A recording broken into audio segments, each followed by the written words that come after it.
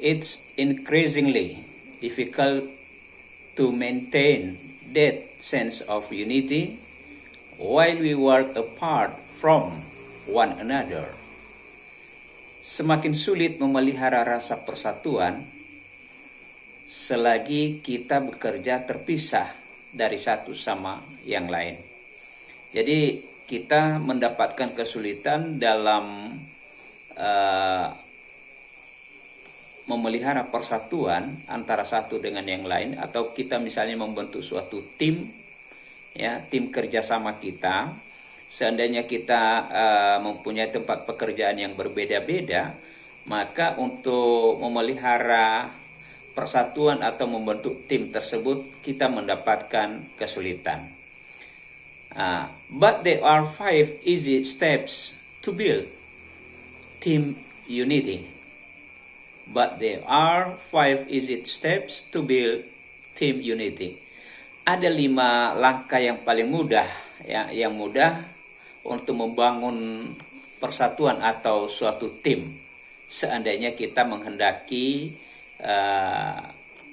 memelihara suatu persatuan atau membentuk suatu tim, maka ada 5 langkah yang mudah untuk kita lakukan. Step 1, clearly define goals. Step 1, clearly define goals. Yang pertama sekali kita mendefinisikan atau merumuskan tujuan dengan jelas. Tujuan apa yang kita kehendaki dalam suatu persatuan itu atau dalam suatu tim itu. Kita harus merumuskannya dengan baik. Harus jelas, ya. Step 2, clearly define roles, ya. Clearly define roles. Artinya kita juga merumuskan peranan kita masing-masing dengan jelas.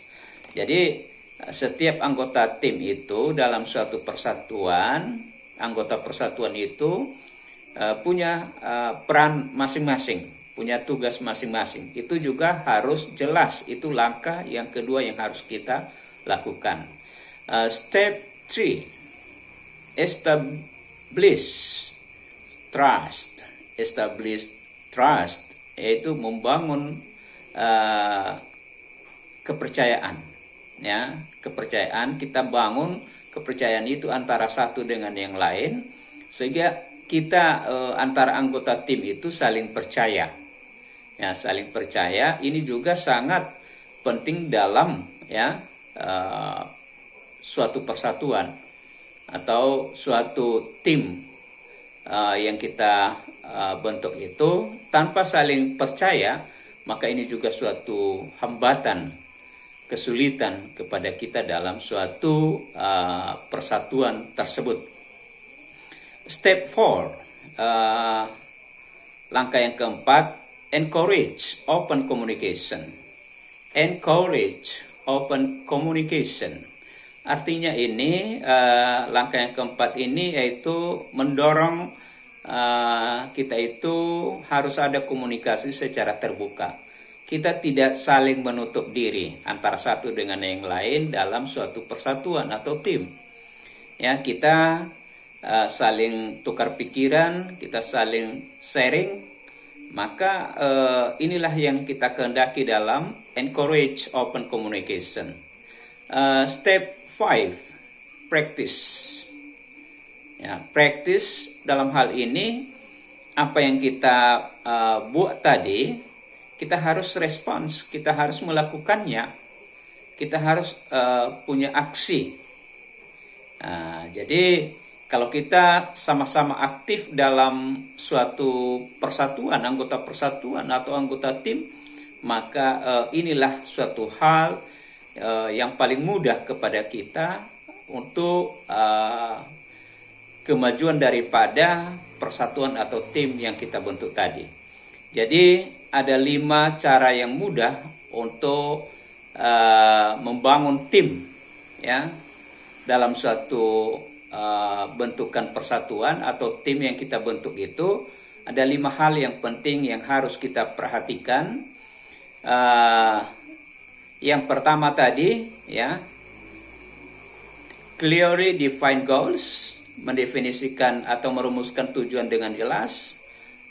Step 2, clearly define roles, merumuskan peran dengan jelas. Dan step 3, establish trust, membangun kepercayaan. Step 4, encourage open communication.